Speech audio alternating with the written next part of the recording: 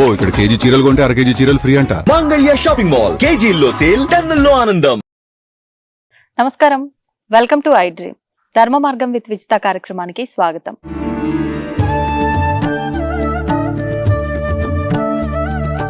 నమస్కారం అండి. జై శ్రీరామమ్మ. జై శ్రీరామ్ అండి. దాదాపు ప్రతి ఒక్కరూ కూడా వారాన్ని బట్టి దేవతారాధన చేస్తూ ఉంటారు నిత్యం. అవునండి. సోమవారం అంటే శివుడికి అని, అట్లా ఒక్కొక్క వారం ఒక్కొక్క భగవంతుడి కోసం కేటాయించబడింది అని చెప్పి విశ్వసిస్తున్నారు. అదే విధంగా ఆరాధన కూడా చేస్తున్నారు. అసలు నిజంగా శాస్త్రంలో ఈ భగవంతుడికి ఈ రోజు ఆరాధన అని చెప్పబడిందా? మనం కరెక్ట్ గానే ఫాలో అవుతున్నామా? వాటన్నిటి గురించి తెలియజేయండి. తప్పకుండా అమ్మ. ప్రతి వారానికి కూడా వారాద్ ఆయుష్యవర్ధనం అని అన్నారు అన్నట్టు. కాలమే భగవంతుడి స్వరూపం కదా మనకు. ఈ వారాలలో ఏమిటి అంటే వారాన్ని స్మరించడం ద్వారా మనకు సంస్కృతంలో వచ్చేసరికి సోమవారం అని ఉన్నది కదండి. ఇందు వాసరే అంటారు. ఇందు అంటే ఏంటిది? చంద్రుడికి సంబంధమైనటువంటి రోజు.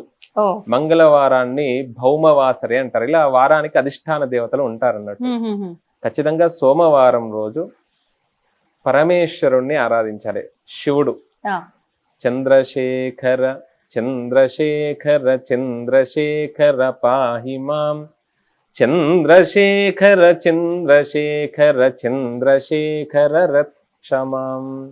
అలా పరమేశ్వరుణ్ణి పంచాక్షరి. పంచాక్షరి అంటే నమశివాయ. ఈ నమశివాయ అనేటువంటి మంత్రం ఎక్కడ ఉన్నదంటే ఇది మహామంత్రం. ఎక్కడ ఉన్నది?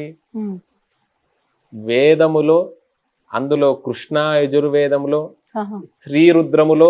శ్రీరుద్రము కూడా మధ్యలో ఉంటుంది. ఏదైనా కూడా ఒక వస్తువును, చాలా కాస్ట్లీ అయినటువంటి వస్తువును మనం ఎక్కడ దాచి పెడతాం? బీరువాలో దాచి పెడతాం. ఆ బీరువాలో కూడా ఏం చేస్తాం? అందులో ఒక చిన్న లాకర్ ఉంటుంది, అందులో కూడా ఇంకొక చిన్న పర్సులో పెడతాం అన్నట్టు. అట్లా అంత గొప్పనైనటువంటి మంత్రాన్ని, ఈ నమశివాయ అనేటువంటి మంత్రాన్ని కృష్ణ యజుర్వేదంలో, శ్రీరుద్రంలో, అందులో మధ్యలో ఒక అనువాకం ఉంటుంది. నమ సోమాయ చ రుద్రాయ చ అనేటువంటి అనువాకం ఉంటుంది. అందులో నమ శివాయ శివతరాయ చ.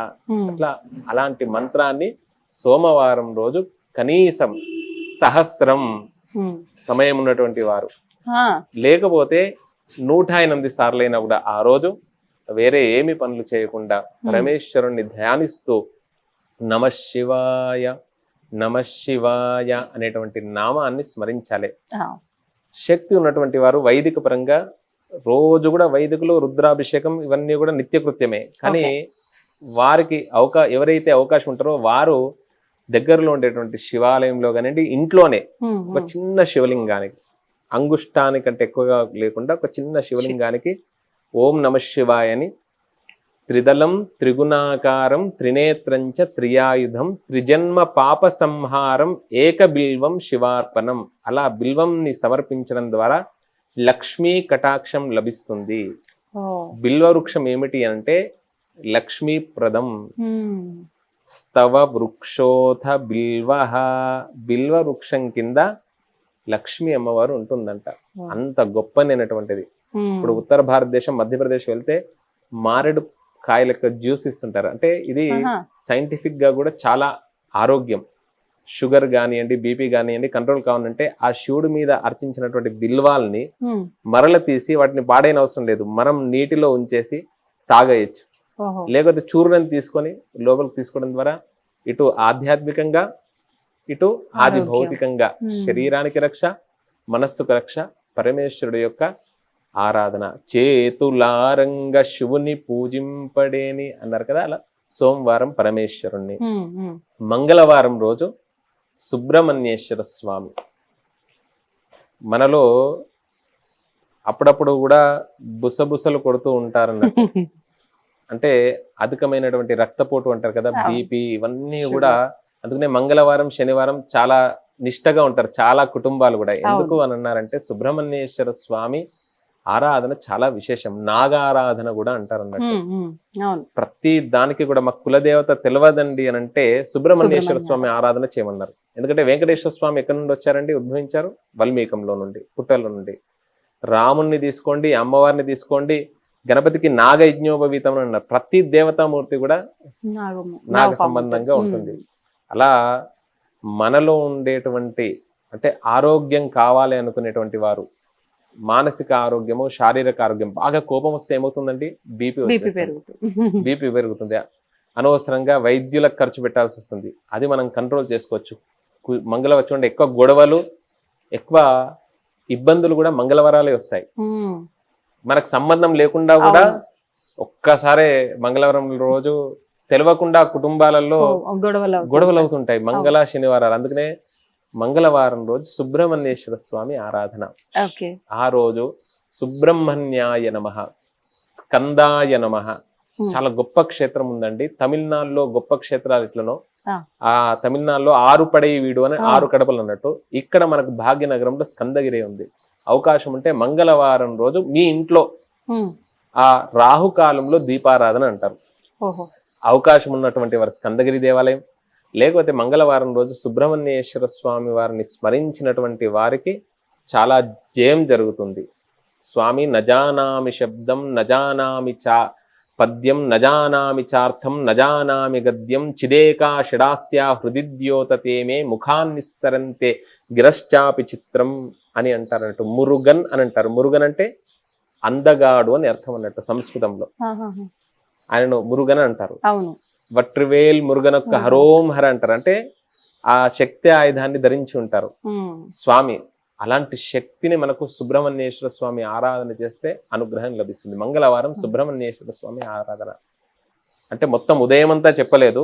ఆ రోజు ఉదయం లేచిన సమయంలో కనీసం 24 గంటలలో గంట సేపు, మాకు గంట వీలు కాదండి, ఒక్క అరగంట ఆరాధన చేయండి. అంటే అందరికి ఒకటే రుచించదు. ఇప్పుడు రోజు ఒకటే పప్పుతోని ఒకటే దానితో తినం కదా మనము. కాబట్టి అలా ఒక్కొక్క రోజు ఒక్కొక్క ఆరాధన చేస్తూ ఉంటే ఇవన్నీ కూడా మనకు షణ్మతాల్లో ఉన్నటువంటివే, ఆ జగద్గురువులు అనుగ్రహించినటువంటివే. బుధవారం రోజు వెంకటేశ్వర స్వామి, అవునా, వెంకటేశ్వర స్వామి విష్ణువు, బుధుడికి అధిష్టాన దేవత అంటారు. విష్ణువు నారాయణ, ఆ విష్ణు సంబంధమైనటువంటి దేవత ఆరాధన చేస్తే చాలా విశేషం. తర్వాత గణపతిని కూడా ఆరాధించవచ్చు బుధవారం రోజు. విశేషంగా బుధవారం రోజు ఆ మహాగణాధిపతిని సుజలం సుఫలం సస్యశ్యామలం, గణపతికి ఇష్టమైనటువంటివి ఏమిటి అండి, గరిక. మనకి ఎక్కడ ఉంటే అక్కడ ఉంటుంది. ఆయనకు చాలా దూర్వా అంటారండి, దూర్వా రోహంతో. ఆ విధానంగా దూర్వలతోని గణపతికి ఆరాధన చేస్తే అనుగ్రహం లభిస్తుంది. గం గణపతయే నమః అనేటువంటి నామాన్ని ఒక 108 టైమ్స్, లేదండి కనీసం 11 సార్లన్నా చేయండి. ఉదయం లేవగానే వారిని వీరిని తిట్టే బదులు, వారితోని వీరితోని మాటలు పడే బదులు కనీసం అన్ని వదిలిపెట్టేసి ధ్యానం చేయండి. ఇవన్నీ చేసుకుంటూ వెళ్తూ ఉంటే ఏమున్నా కూడా 50 సంవత్సరాల వరకు నువ్వు అలవాటు చేసుకుంటే తర్వాత ఇది అలవాటు అవుతుంది నీకు. 50 సంవత్సరాల తర్వాత నువ్వు కూర్చో, ధ్యానం కూర్చో, జపం కూర్చో అంటే ఎక్కడ ఉంటుంది మనకు? అంత్యకాలంలో మనం ఏ విధానంగా జీవనం సాగుతామో అప్పుడు కూడా అదే ఆలోచనలు ఉంటాయి. రోజు కూడా ఇదే జీవనం, పిల్లలు ఇదే పునరపి జననం పునరపి మరణం పునరపి జనని జఠరే శయనం ఇహ సంసారే బహుదుస్తారే అని కాకుండా అలా భగవంతుడి యొక్క ధ్యానం, ఇందులో ఉండేటువంటి ఒక తత్వాన్ని, మంచిని మనం తీసుకోవాలి ఎప్పుడూ కూడా. అలా గురువారం రోజు దత్తాత్రేయ స్వామి వారు, శ్రీ గురు దత్తాత్రేయ స్వామి వారిని ఆరాధించడం. ఆ రోజు మళ్ళీ ఏ రోజుకు ఆ రోజు వస్త్రాలు కూడా ఉన్నాయండి. కొంతమంది ఆ రోజు 7 వారాల నగలు అంటారు కదా, అట్లా ఉంటుంది ఖచ్చితంగా. చంద్రుడికి ఒకటి, తర్వాత కుజుడికి ఇప్పుడు 7 వారాల నగలు పంపించారు అని పూర్వం ఉంటుండే కదా. ఆ కుజుడికి సంబంధించినటువంటి ఒక రకమైనటువంటి పగడము, బుధుడికేమో ఎమరాల్డ్ చాలా కాస్ట్లీ. అట్లా గురువుకి ఇట్లా ఒక్కొక్క గ్రహానికి ఉంటుంది అన్నట్టు. వస్త్రం కూడా ఎల్లో అన్నట్టు. అట్లా ఆ రోజు అలాంటి వస్త్రాలు ధరించి చేసేటువంటి విధానం కూడా ఉంది. అట్లా గురువారం రోజు గురువు యొక్క అనుగ్రహం కావాలంటే శ్రీ గురు దత్తాత్రేయ స్వామి వారు. కలియుగంలో దత్తాత్రేయ స్వామి వారిని మించినటువంటి గురువు దైవం లేదండి.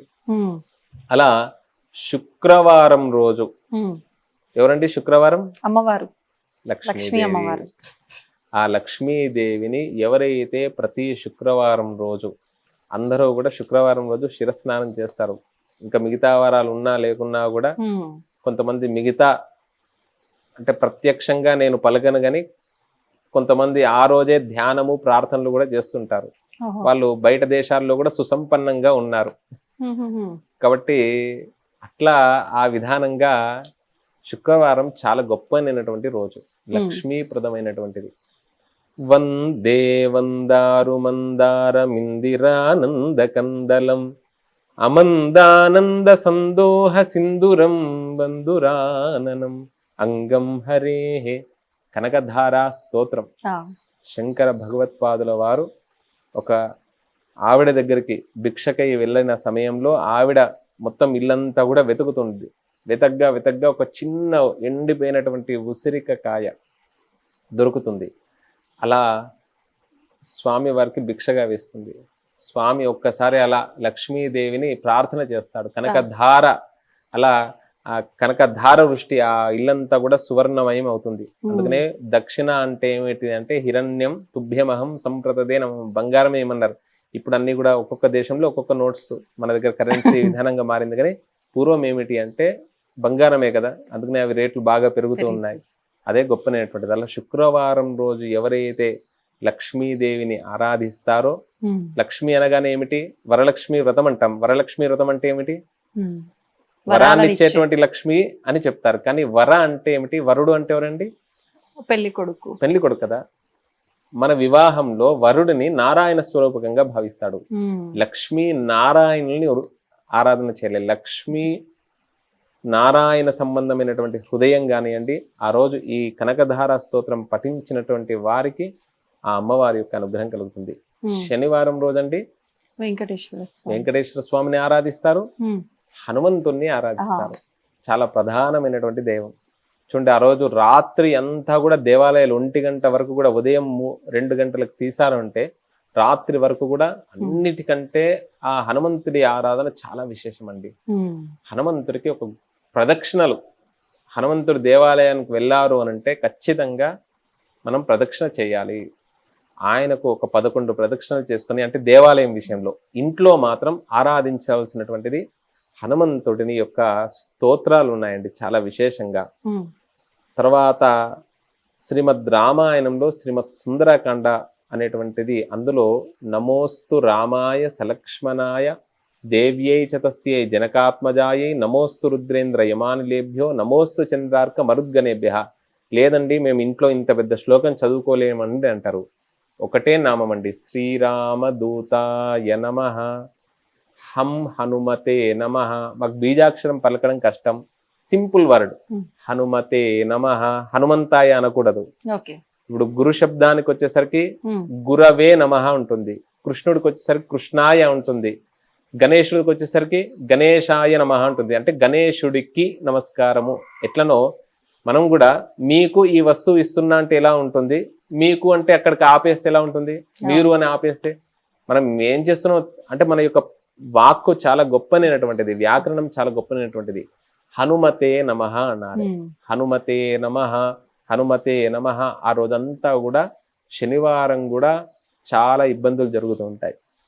అందుకనే అతి బలవంతుడైనటువంటి హనుమంతుడిని ఆరాధన చేయాలి. మనం ఇంట్లోనే ఉన్న దగ్గరనే సింధూరం పెట్టుకోవడము, తర్వాత హనుమంతుడికి ఇష్టమైనటువంటి దాడిమి ఫల నివేదన చేయడము, ఇలా రోజు కూడా మనం తినే ఏదైతే మనం భోజనం చేస్తామో దాన్ని తప్పకుండా శుచిగా స్నానం చేసి మాత్రమే ప్రసాదం మనం ఉండాలి అని అంటారు అన్నట్టు. అది కూడా మనం వండే ముందు కూడా 2 గింజలు, ఇంతకుముందు పొయ్యిలు ఉంటుండే దాంట్లో వేస్తుంటారు. ఇప్పుడు గ్యాస్ స్టవ్ కాబట్టి అన్నం ఉడికిన తర్వాత ఒక 2 గింజలన్నా కూడా భూమి మీద వేయాలి అని అన్నారు. చివరికి ఛాయ్ తాగుతున్నా సరే ఒక నమస్కారం ఏది చేసినా కూడా భగవత్ అర్పితంగా చేయాలి అని అన్నారు. ఇట్లా ఆదివారం వచ్చేసరికి పూర్వం ఏమిటి, ఈరోజు ఆదివారం అంటే సెలవు, కానీ పూర్వం ఏమిటి అంటే ఆదివారాన్ని ఎందుకు ప్రత్యేకంగా చెప్పారు అనంటే ఆ రోజు ఉపాసనకు యోగ్యమైనటువంటిది. ఆ ఉద్దేశంతోనే సెలవు అనేటువంటిది ప్రకటించారు. అందరికీ కూడా ముఖ్యమైనటువంటిది ఆరోగ్యం అండి. మీరు వీక్ అంటే వారం రోజంతా కూడా చాలా ఎనర్జీగా ఉండాలి అని అంటే నిద్ర ఎనర్జీని ఇస్తుంది. కానీ ఆ ఆదివారం ఏ విధానంగా గడుపుతామో మిగతా 5 రోజులు ఆ ప్రభావం ఉంటుంది. ఆ రోజు ఏమాత్రము అంటే ఈ మధుమాంసాలకి దూరంగా ఉండి సూర్య భగవాను ఆరాధించినటువంటి సూర్యోపాసన చేయాలన్నట్టు. సూర్య భగవాను ఎవరైతే ఆరాధిస్తారో ఆదిత్య హృదయ స్తోత్రం చేయాల్సినటువంటి వారు ఆదిత్య హృదయ స్తోత్రం, లేకపోతే సూర్యుడి ముందర కూర్చొని ఉమ్, మెడిటేషన్ అంటారు. అందరికీ కూడా ఏంటిది ప్రాణశక్తి, అవును. ఉచ్ఛ్వాస నిశ్వాసాలు అంటారు కదా. మనలో ఉండేటువంటి ప్రాణశక్తిని మనము ఒక ఉత్తేజపరుచుకోవాలి అంటే గొప్ప ఒక శక్తిని నింపుకోవాలి మిగతా 5 రోజులు పని చేయడానికి. ఆ రోజు ఎవరైతే సూర్యుడిని ఆరాధిస్తారో వారికి అద్భుతమైనటువంటి ఫలితాలండి. అందరు కోరుకునేది ఏంటిదంటే నేను అంతే. హాస్పిటల్లో వైద్యశాలల్లో అడుగు వేయకుండా వేయకుండా. హాయిగా ప్రశాంతంగా ఆరోగ్యంగా వజ్ర అంగం బజరంగ్ అంటారు అదే శరీరం, అలాంటి అంగంగా నా శరీరం ఉండాలి అని అంటే ఉమ్, ఖచ్చితంగా ఆ యోగాసనాలు చేయడం కానివ్వండి, ఆ రోజు మన పనులు మనం కొన్ని చేసుకోవడం కానివ్వండి. అందుకనే ఆదివారం పనులకు కూడా పెట్టారు. కానీ దాంతో ముఖ్యంగా దానికంటే ముందుగా సూర్య ఆరాధన అనేటువంటిది చాలా ముఖ్యమైనటువంటిది. ఉమ్, ఉదయము సాయంకాలం కూర్చొని ఆ సూర్య భగవాన్ని స్మరించాలి. సాయంకాలం ఆదిత్య హృదయ పారాయణం చేయకూడదు. సాయంకాలం అవునా? ఏమిటి అని అంటే ఉమ్, ఆదివారం రోజు సాయంకాలం రాహుకాలం ఉంటుంది 4:30 నుండి ఉమ్, 6 మధ్యలో. ఎవరైతే దుర్గా స్తోత్రాన్ని కానివ్వండి, ఉమ్, హనుమాన్ చాలీసా కానివ్వండి, ఒక్కరు కాదండి సామూహికంగా Hmm. కలిసి చేసినటువంటి వారికి అతను పూర్ణాయుష్యుడు 120 సంవత్సరాలు అద్భుతంగా జీవిస్తాడు. ఓ, 100 years గ్యారెంటీ. ఆహాహా. అట్లా అంత అద్భుతమైనటువంటి విధానంగా మనకు ఈ వారాల యొక్క మాహాత్మ్యాన్ని నక్షత్రాత్ హరతే పాపం. అందుకనే కాలం ఎప్పుడు తెలుసుకుంటాం మనం? ఉమ్, ఉగాది రోజే కదా అవును, పంచాంగ శ్రవణం. పంచాంగం. ఒక్కొక్క వారం ఈ రోజు ఇతను అని మనకు ప్రత్యక్షంగా చెబుతూ ఉంటారు. ఉమ్, నక్షత్రాత్ హరతే, నక్షత్రాలకు కూడా మహిమ ఉంది. నక్షత్రం వినడం ద్వారా పాపం హరించబోతుంది. ఉమ్, యోగాద్రోగ నివారణం, యోగం చెప్పడం ద్వారా రోగ నివారణ అవుతుంది. కరణాత్ కార్య సిద్ధిశ్చ ఆ, వారాదాయుష్యవర్ధనం తిథేశ్చ శ్రియమాప్నోతి. 15 తిథులు ఉన్నాయి, పాడ్యమి నుండి పౌర్ణమి వరకు, పౌర్ణమి. అమావాస్య వరకు. అలా తిథేశ్చ శ్రియమాప్నోతి అని చెప్పి వారాత్ ఆయుష్యవర్ధనం. ఇట్లా ఏ వారం ఏ రోజు మనం ఏ విధానంగా సాగించాలి అంటే ఈ ఐ డ్రీమ్స్ ద్వారా అందరూ స్వామి ఈ విధానంగా చెప్పారని చెప్పి ఉదయం నుండి రాత్రి వరకు కాదండి. ఉదయం ఒక అరగంట సేపు నేను చెప్పినటువంటి దేవతా ఆరాధన చేయండి, అద్భుతమైనటువంటి ఫలితాన్ని పొందండి. ఈ ఐ డ్రీమ్స్ మాధ్యమం ద్వారా అందరూ కూడా భారతీయ సనాతన ధర్మం యందు అనురక్తి ఆసక్తి కలిగి వంశాభివృద్ధి గోత్రాభివృద్ధి అందరికీ కావాల్సినటువంటిది నెక్స్ట్ జనరేషన్ అని అంటుంటాం కదా. తనకు తాను ఎవరు జీవించరు భారతీయుడు, కాబట్టి తరతరాలు కూడా ఈ విధానంగానే జీవించాలి. భారతీయ సనాతన ధర్మం యొక్క వైశిష్ట్యతను తెలుసుకొని ఒక ఉన్నతమైనటువంటి గమనంతో సహా మానవ జీవన గమనంతో సహా జీవిత లక్ష్యాన్ని పొందగలరని. జై శ్రీరామ్. జై శ్రీరామ్ అండి, ధన్యవాదాలు. దీన్ని తవ్వండి, తవ్వుతూనే శివలింగం. పరమాత్మకు జీవా సరే దాన్ని అట్లా కప్పేసేయండి, చూపించదండి. Krishna is there. మూర్తి పూజ కాదు, సాక్షాత్ బ్రజేంద్ర నందన భగవాన్ ఉన్నారు మూర్తిలో. ఏమీ ఆశించకుండా ఆరాధించే వాళ్ళు కూడా ఉన్నారా ప్రభుజీ? నిజమైన భక్తి అంటే మనకు తెలియదు కాబట్టి